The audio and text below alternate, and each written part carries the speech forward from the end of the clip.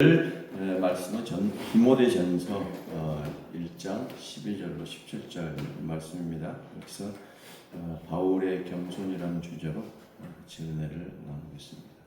같이 합독하시겠습니다. 나를 응하게 하신 그리스도 예수 우리 주께 내가 감사함은 나를 충성되이 여겨 내게 직분을 맡기심이니 내가 전에는 비방자요 박해자요 폭행자였으나 도리어 긍휼을 입은 것은 내가 믿지 아니할 때에 알지 못하고 행하였음이라. 우리 주의 은혜가 그리스도 예수 안에 있는 믿음과 사랑과 함께 넘치도록 풍성하였도다. 미쁘다 모든 사람이 받을 만한 이 말이여 그리스도 예수께서 죄인을 구원하시려고 세상에 임하셨다 하였도다. 죄인 중에 내가 괴순이라. 그러나 내가 긍휼을 입은 까닭은 예수 그리스도께서 내게 먼저 일체 오래 참으심을 보이사 후에 주를 믿어 영생 없는 자들에게 본이 되게 하려 하심이라. 영원하신 왕 곧 썩지 아니하고 보이지 아니하고 홀로 하나이신 하나님께 존귀와 영광이 영원 무궁하도록 있을지어다. 아멘. 디모데전서 후서 디도서를 목회 서신이라고 하죠. 목양에 유익한 그 책들입니다. 특히 이제 디모데전서는 바울이 이제 로마 감옥에 1차 가택연금이죠. 한 투옥 됐다가 잠시 이제 풀려나서 약간 자유를 얻었을 때 그 쓴 책이에요. 그리고 그 다음에 이제 쓴 책이 디모데후서 이제 마지막 죽음을 앞두고 쓴. 그러니까 바울의 평생의 사역에 이제 총정리하는 그런 그 은퇴를 앞둔 교수의 자서전적인 그런 이제 책이라고 볼 수 있겠어요. 그러니까 이 자기가 목회활동을 30여 년을 이제 바울이 30세 회심을 하고 30년 넘게 이제 이렇게 헌신을 하지 않습니까? 그래서 그 30년의 그런 그 헌신의 삶을 이제 종합적으로 그 되돌아보면서 쓴 이제 편지예요. 디모데에게 남기는 편지. 자, 이기를 보시죠. 12절에서 먼저 바울은 이렇게 말합니다. 그리스도 예수 우리 주께, 즉 다시 말해서 자신에게 사명을 맡겨주신, 내게 직분을 맡겨주셨다. 이게 사명을 맡겨주심에 감사를 드립니다. 무조건 자기에게 죄인들. 그리고 이제 자신의 과거를 돌아봅니다. 13절에서 비방자, 박해자, 폭행자였어요. 그런데 긍휼을 입었다고 말하는 것이죠. 그 다음에 이제 14절에서 그 그리스도 예수 안에서의 그 자기에게 넘치는 은혜가 있었음을 이렇게 고백합니다. 그리고 이제 15절에 바울이 자신에 대해서 이렇게 이제 말합니다. 그리스도 예수께서 이제 죄인을 구원하시려고 세상에 임하셨는데 죄인 중에 내가 괴수다. 이제 바울이 자기를 죄인이라고 그래요. 죄인 중에 내가 괴수다. 참 엄청난 말이었습니다.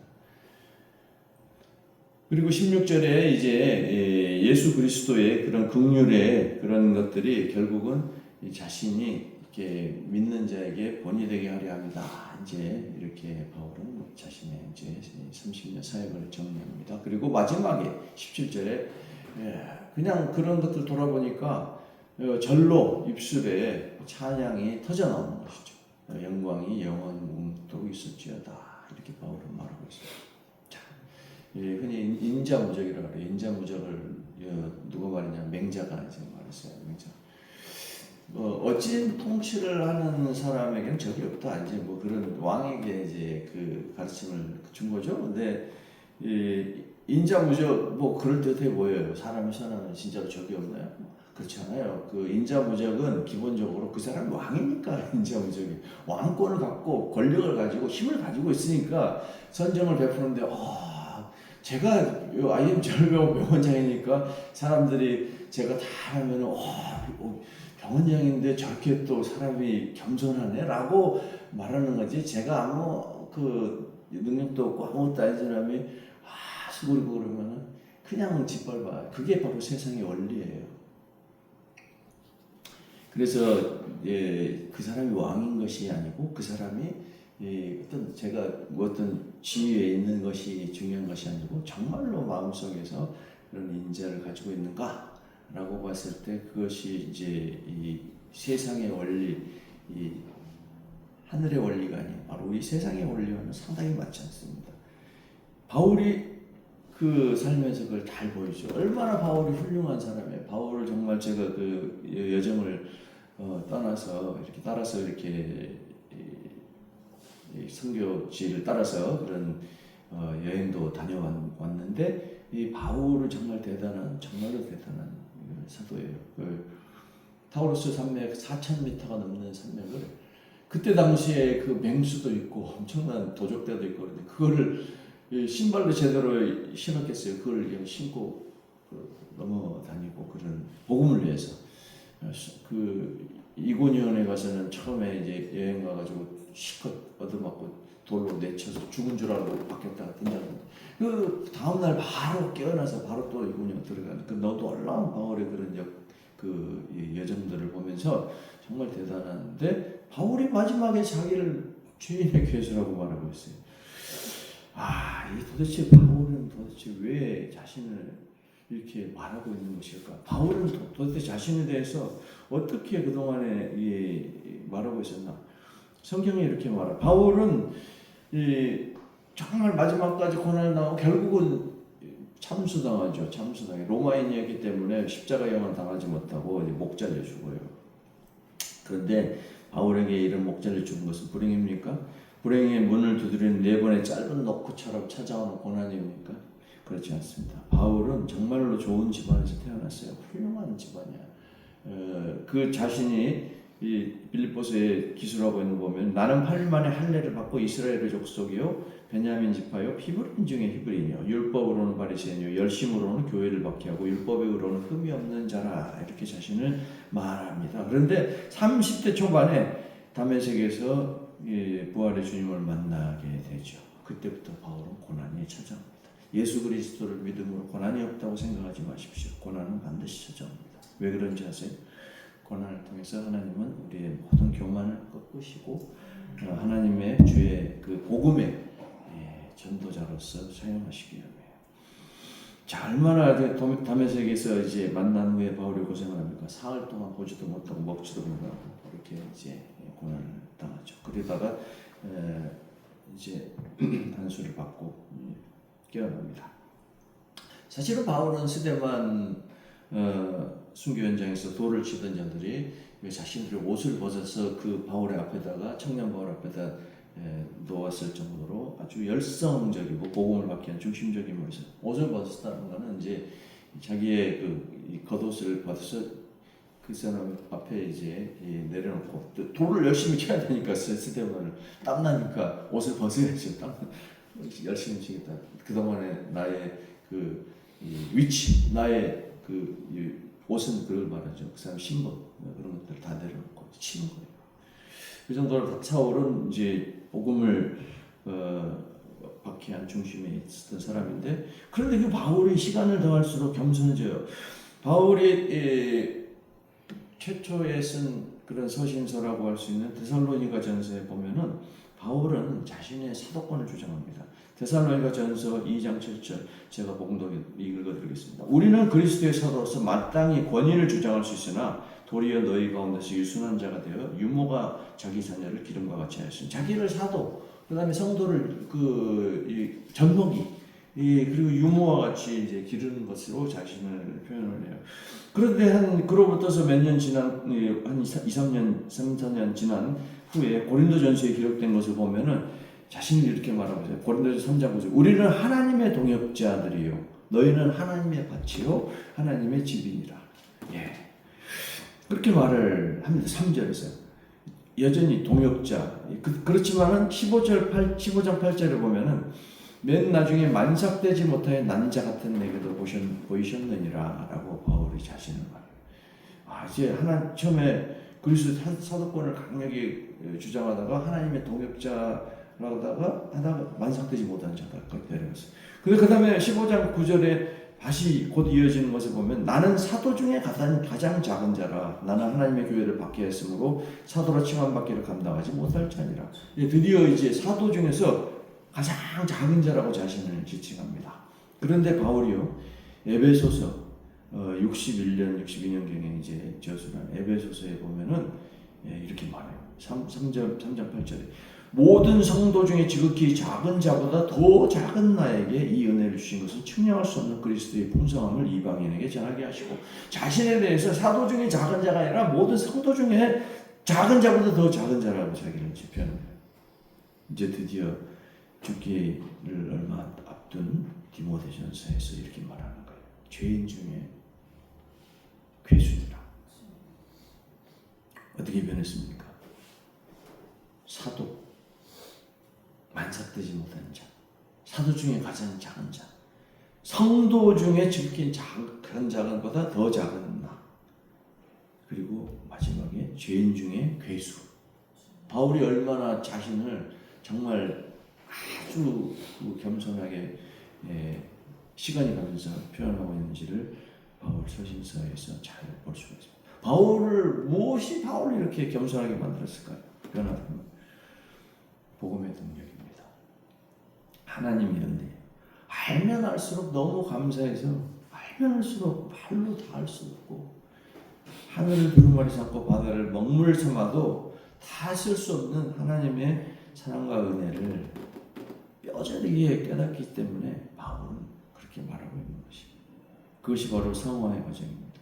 우리의 삶이 그렇게 되어야 될 줄로 믿습니다.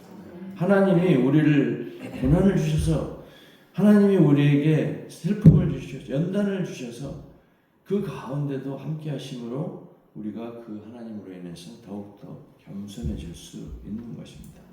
어떤 사람의 신앙적인 성숙을 보고자 한다면 그것은 바로 그 사람의 교만 대신 겸손이 얼마나 보이는가 이것을 보면 됩니다. 교부 어거스틴은 인간의 죄의 뿌리는 교만이다라고 말하고 있어요. 많은 죄들이 결국 교만으로부터 발생합니다. 토마스 아퀴나스는 교만은 모든 죄의 어머니다. C.S. 루이스는 교만한 죄 중에 죄요 가장 큰 죄다. 다른 모든 죄악은 교만에 비하면 마치 벼룩에 물린 자국에 불과하다라고 말을 하고 있습니다. 여러분 교만에 아닌 겸손의 본을 보이신 예수님은 어느 정도로 겸손하셨습니까? 하나님의 본체이신데 스스로 종의 모습으로 오셔서 십자가에 달리시기까지 순종을 하신 분이 바로 주님이세요. 주님은 이처럼 겸손의 본을 보이셨습니다. 마지막 마지막 저녁 만찬에서 제자들의 발을 씻기셨고 그 주님이 이렇게 자신을 말씀하시죠. 나는 온유하고 겸손하니 나의 맹해를 메고 내게 배우라. 그리하면 너희 마음이 쉼을 얻으리니 이렇게 말씀하시고 계세요.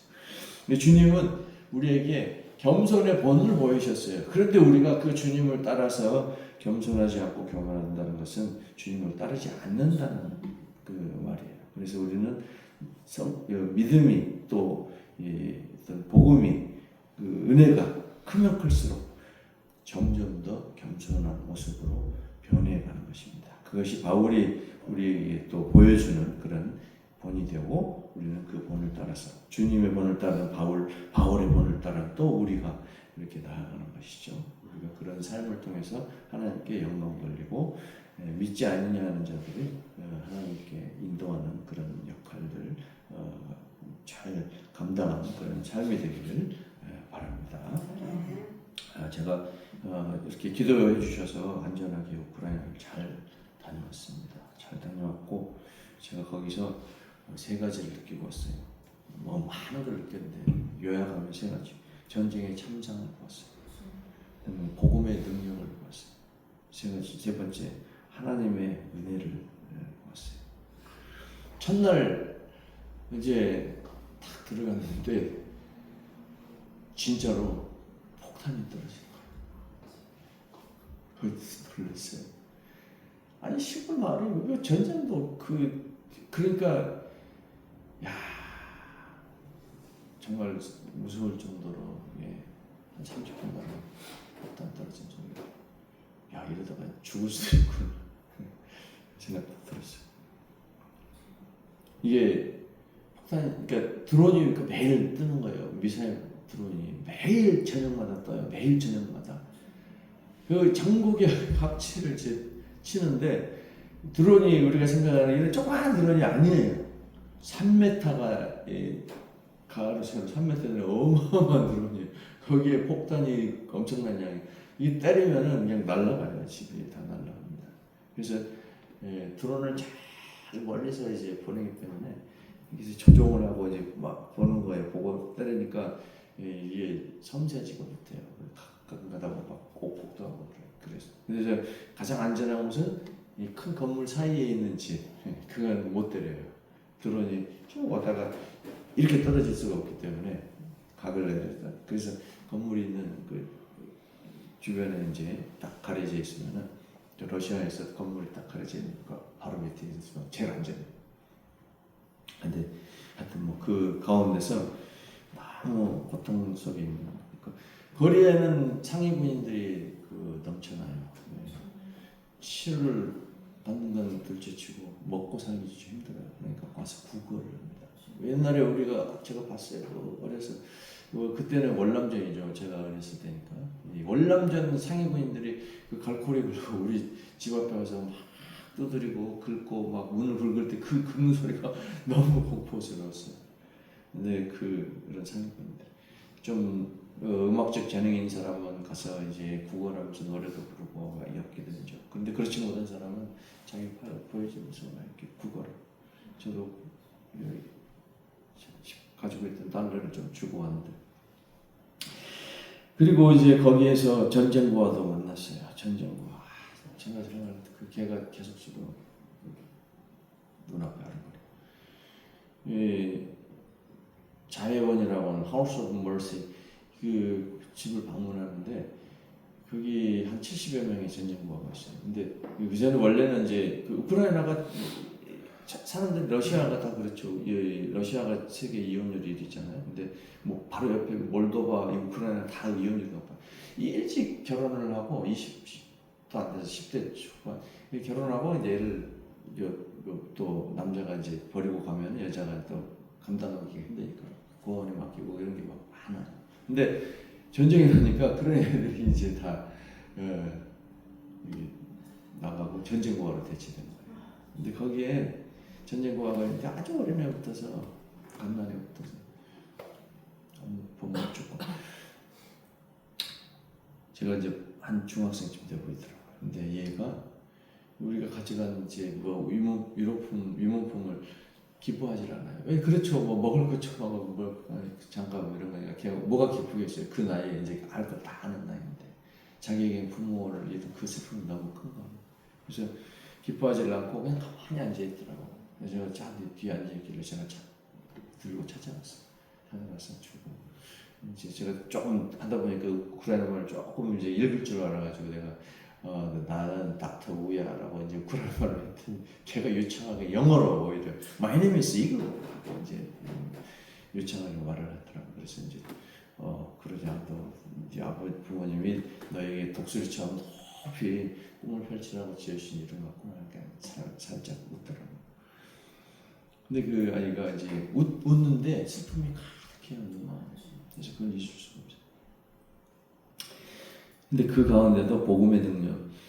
전쟁이 일어나니까 다 도망갔어요. 왜냐면 3일이면 다 점령당할 줄 알았어요. 키우로 탱크가 들어왔어요. 탱크가 이제 곧 들어왔는데 그 상황에 사람들이 이제 빠져나가기 시작하는데 거기에 이 34년 목회 활동을 하신 지금 그러니까 그때 당시 30년 목회 활동하신 이 정광석 목사님이라고 이분 국적이 미국에 있어요. 다들 나갔어요. 근데 이분이 나는 절대 안 나가.